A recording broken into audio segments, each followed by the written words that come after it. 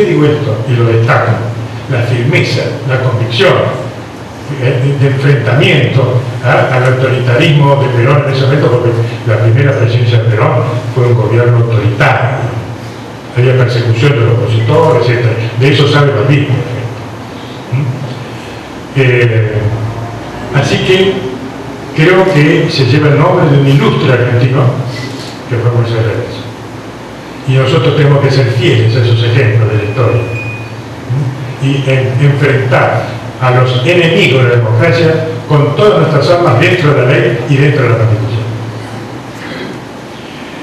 Aclarado esto, y vuelvo a reiterar mi satisfacción, mi orgullo de que me hayan premiado para realizar estas charlas, que las vengo desparramando, y hasta ahora diría con un eco que hasta me sorprende, pero que me hace sentir útil en esta tarea que he tomado como una prédica, una cruzada en defensa de la Constitución. Bueno, vamos a ir al grano entonces ahora. Y yo quiero recordar también antes, estoy en una breve declaración previa, lo que señalaba Hernán, que decía que yo soy un académico, pero también tengo la visión de la práctica de la política desde joven, siempre pensé que la teoría procesora no era suficiente, que había que trasladar eso a la realidad y ver cómo se maneja la realidad, porque sobre todo en la relación política y en el ámbito del derecho constitucional no se puede prescindir de la realidad, es algo imposible, se cae un poco en la teoría abstracta, eso no sirve. Entonces hay que estar en contacto con la realidad. Así que eso, lo único que hago es cumplir con una visión que yo tuve desde que era muy joven. Vamos a comenzar así, a destacar qué es una constitución. Es una ley fundamental. Es también la constitución es donde se reflejan, ¿no es cierto?, las reglas de la convivencia ordenada de una sociedad. Se reúnen los convencionales constituyentes y dicen y establecen una serie de reglas que expresan cómo quieren convivir. Es muy importante una constitución. Es el acuerdo al que llegamos entre distintos segmentos políticos acerca de cómo queremos transitar por la existencia de nuestra nación, a través de la existencia de nuestra nación. Y con esto ya tomamos conciencia, ¿no es cierto?, que son las reglas en donde se establece la forma en que quiere convivir una sociedad. Y es una convivencia ordenada, no es cualquier tipo de convivencia. Cedemos parte de nuestras libertades para poder armonizar con el conjunto. Porque la ley lo que hace es ponernos límites, y la Constitución es límite, no es hacer lo que quiera. Esto creo que es ya un hecho fundamental, y es una ley, un hecho muy importante, y es una ley fundamental también, porque de ella se desprenden todas las restantes leyes. Hay un artículo de la Constitución que dice que las declaraciones de derechos establecidos en esta Constitución no podrán ser alterados por las leyes que reglamenten su ejercicio. Eso es un mandato para el legislador. Cuidado, ustedes no pueden dictar leyes que afecten a la Constitución, porque estén en contra de la Constitución. Eso sería inconstitucional. Y a su vez, en el capítulo que habla de las atribuciones del Ejecutivo, hay una réplica similar para los decretos. Dice que el presidente dictará las reglamentaciones que correspondan, pero cuidando de no alterar las leyes con excepciones reglamentarias. Es lo mismo, ¿ves cómo hay armonía la Constitución? Es un esquema racional de convivencia, pero además hay otra cosa. La Constitución emerge del pueblo. Lo dijo Juan María Gutiérrez, que fue uno de los redactores de la Constitución de 1853. Dijo: la Constitución es la nación argentina hecha ley, no es cualquier cosa, es la que sirve para nuestra sociedad. Por eso es que cada pueblo tiene una constitución. No hay una constitución igual a otra. Hay esos grandes sistemas presidencialistas que nos inspiramos a la Constitución de Estados Unidos, o los sistemas parlamentarios. También cada país tiene matices diferentes, matices que a veces son importantes. Por eso no hay una constitución, hay muchas constituciones, una para cada pueblo. Además, la constitución tiene un sentido de permanencia y se establecen recaudos para evitar que la reforma de la constitución pueda ser motivo de algún interés del gobierno que está ejerciendo su gestión en un momento determinado. Por eso adopta recaudos. Como es la ley básica, no se puede reformar a capricho del gobierno de turno. Entonces exige que la ley declarativa de la reforma tenga que contar con el apoyo de los 2/3 de los miembros de cada Cámara. Es una mayoría calificada. Y luego además, dice nuestra Constitución, que esa reforma será llevada a cabo una convención convocada a ese efecto. Fíjense los recaudos que se toman, para que no sea simplemente una expresión de la voluntad del gobernante de turno. Esto es el esquema constitucional, que se respetó en nuestro país de una forma, se respetó siempre.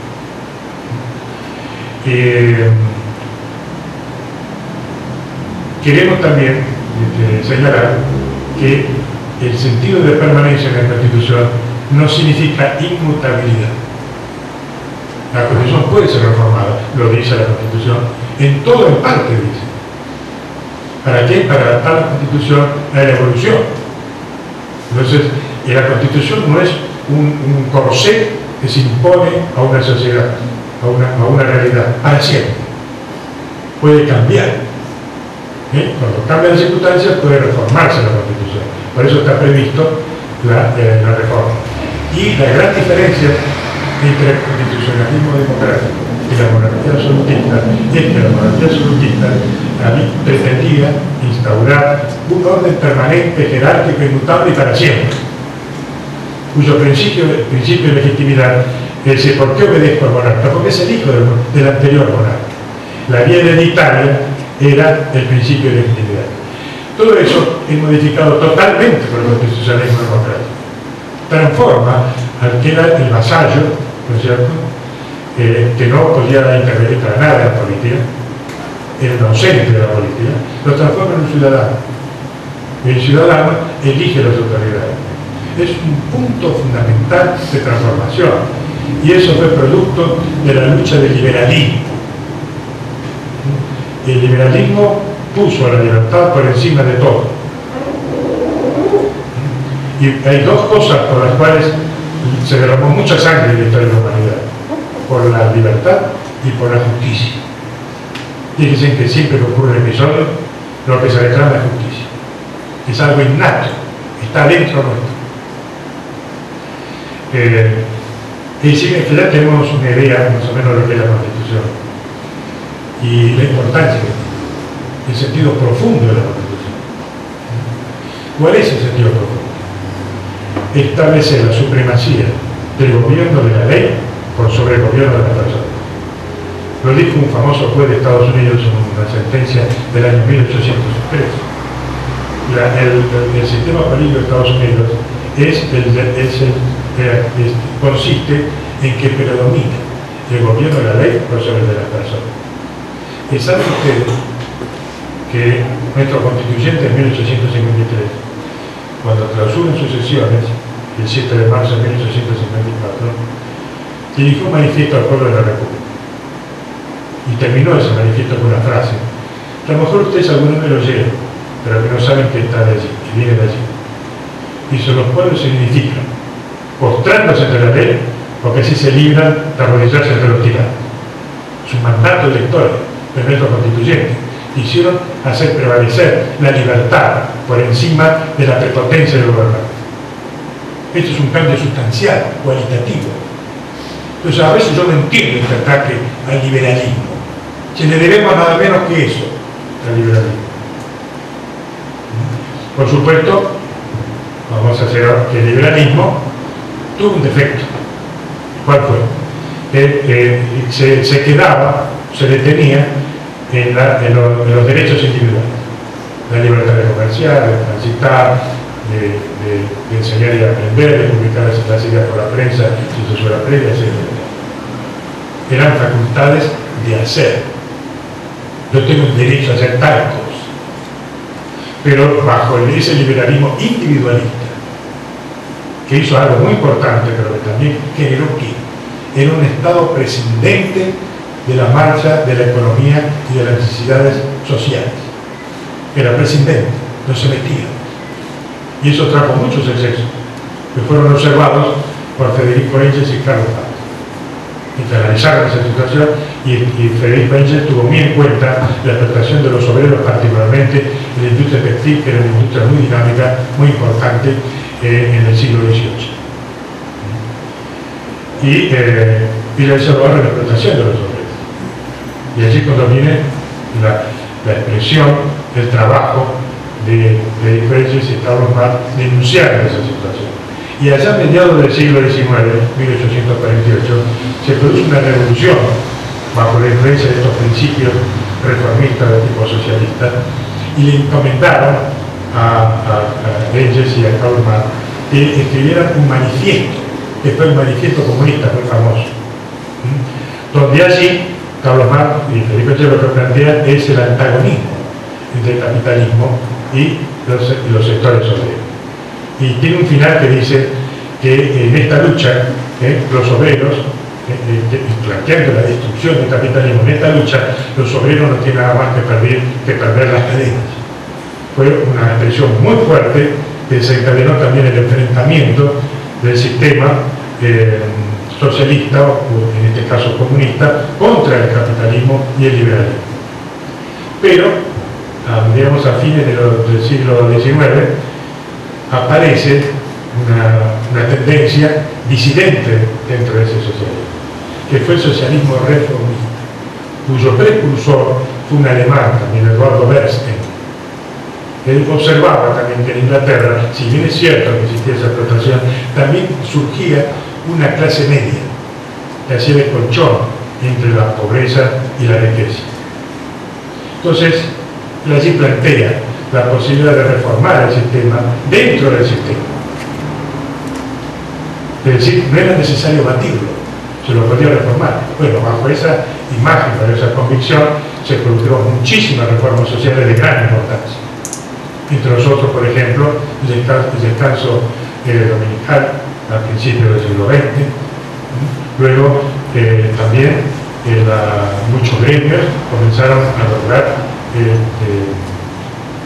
a establecer digamos, condiciones laborales beneficiosas, por ejemplo, el gremio gráfico, el gremio ferroviario, la fraternidad. Estamos hablando de los gremios más antiguos, ¿no? Después los empleados de comercio, etc.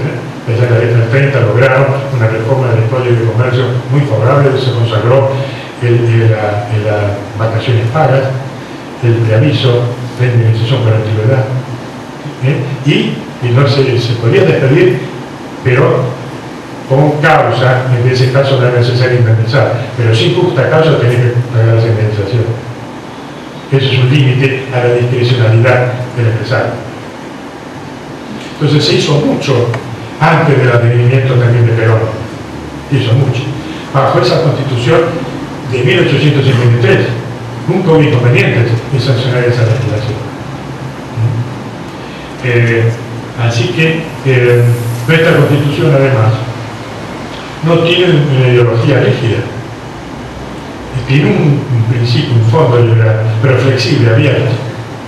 Yo les voy a leer muy breve, una pequeña, un fallo de la Corte Suprema de 1937, fíjense lo que dijo.